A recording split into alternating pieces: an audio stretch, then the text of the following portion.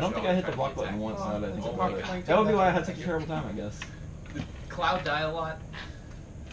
Twice, and then whatever the big dude's name. Barrett, yeah. Yeah, he died, and then I was like, all right, I have way better ways to waste my time Yeah. like this. Yeah. Cloud, yeah, you gotta be careful How with many games Cloud. of Magic the Gathering did you play after that? Like 6, but I enjoyed it the whole time. Alright, so the last time that we played, you guys went to the depths of the Durst Manor and kind of found the source of all the evil of the house here. You saw this weird creature that seems to be some kind of group cultist sacrifice to this large shambling mass of tentacles and body parts that you guys subsequently slayed.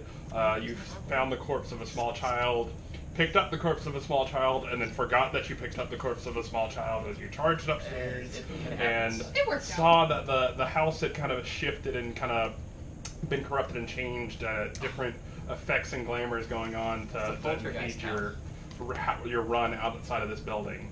As you guys leapt from the third-story balcony after depositing Walter, the small child, with the nursemaid, you guys jumped to the ground, and you three picked up and ran out the gate as you watched this wall of fog begin to envelop the courtyard.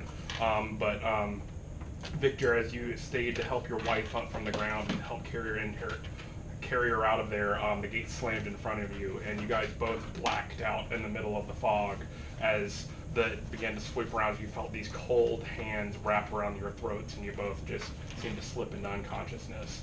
And where we left off was as Emmy shouted out, "Give them back," as it echoed dead into the fog, barely going beyond the fence gates. So a few moments pass. All of you with your heart in your throats as you just limping, sore, bruised, battered, and barely making out. The three of you look at each other. What do you say as you kind of see just this still fog behind this gate?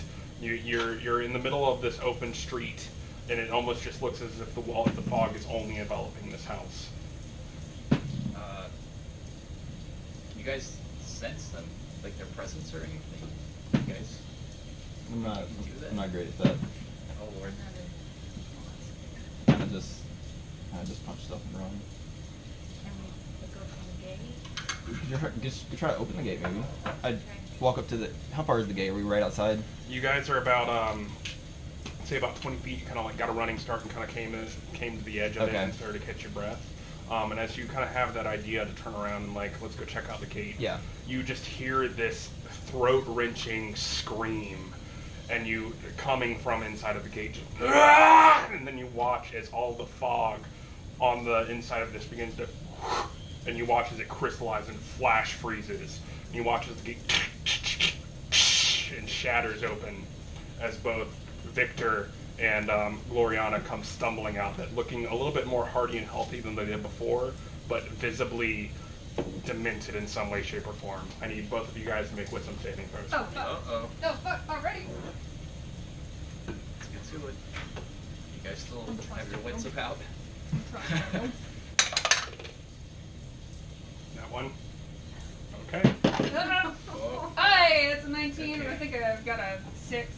So Okay. 25. I'm good. Alright, so as you Sure, guys some of come that. running I'm out, sorry, I only have wisdom.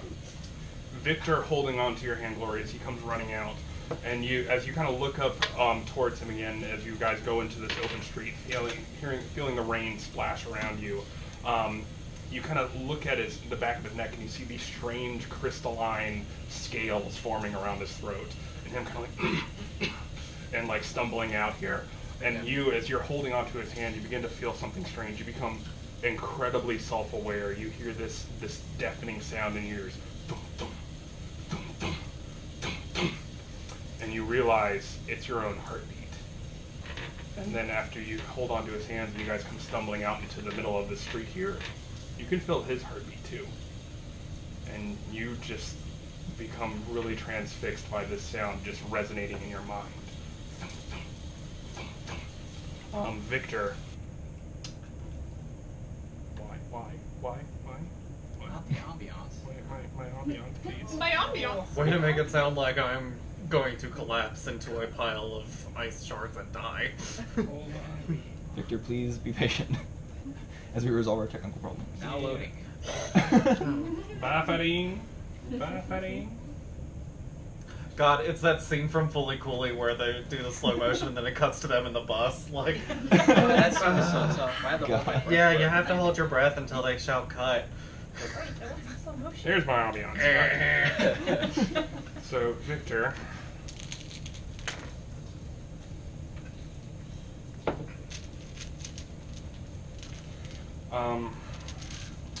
You begin to babble uncontrollably, muttering things in this strange guttural back of your throat for the next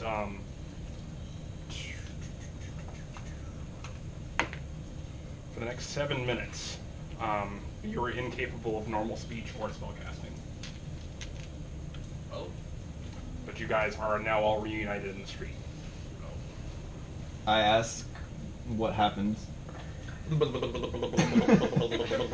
I turn to We go. Glory. Glory. I thought that was it, but yeah. I turn to Glory and ask what happened. And kind of like point to him and point behind them. Yeah. So, Did you guys see anything? no, You did. we did. Yeah. Okay. Yes. It was.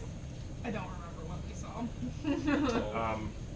Okay. I'd probably be pretty. I'd be forthright. Okay.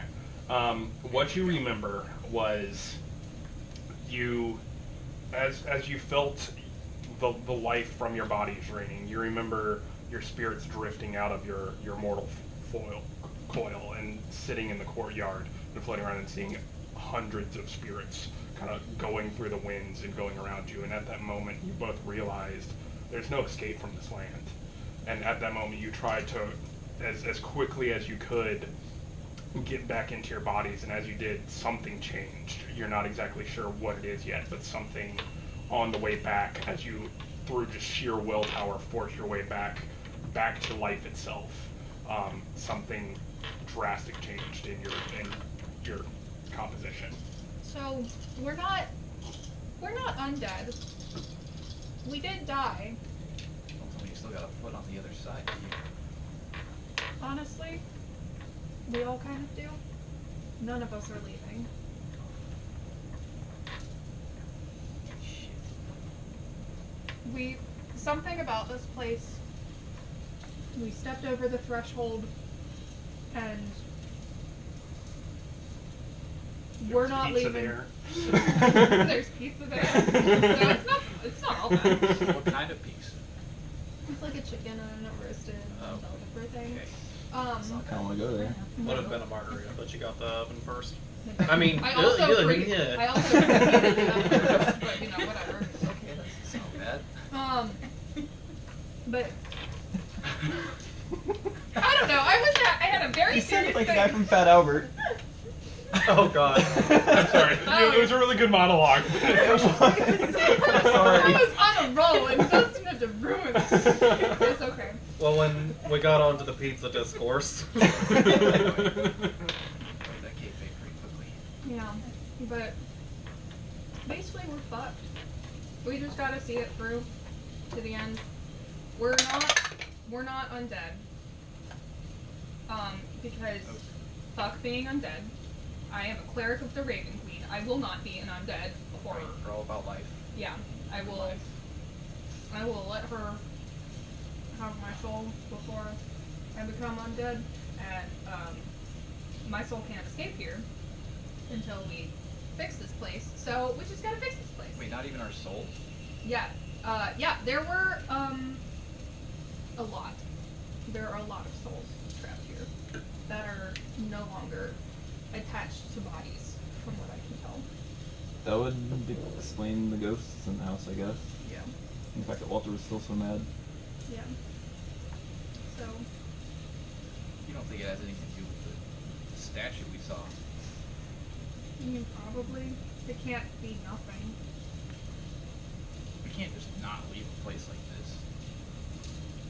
We gotta find a town or something.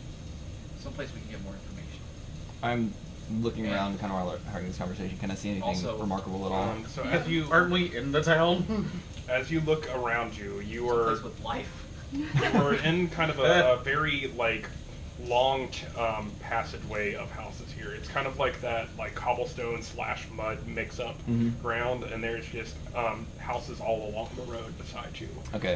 The house that you guys came out of seems to be the only concentration of the fog that's kind of kept you guys from moving around, and it seems to be like just a pillar of fog coming from this house, hiding whatever's going on. with But it. none of the other houses are But none of the notable other at all. houses are being hidden. You just see a long stretch of road going in both directions. Okay. How much time does this whole conversation last? I'd say after Glory giving an in-depth explanation of what's going on here now. Okay, I cough up an icicle, and it just kind of like skitters off into the mist. Okay.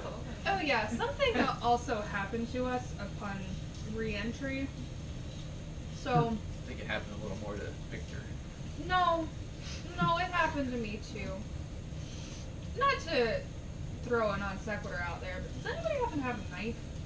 Because all I've got is my staff. I have That two you daggers. that you don't need. Do you not need it anymore? I mean, For me to eat. you need to hold on to yours. Need Yeah, it. I give you one of mine. Okay. I have two, and I haven't been using it as a throwing thing. Oh, I forgot to mark off my rope.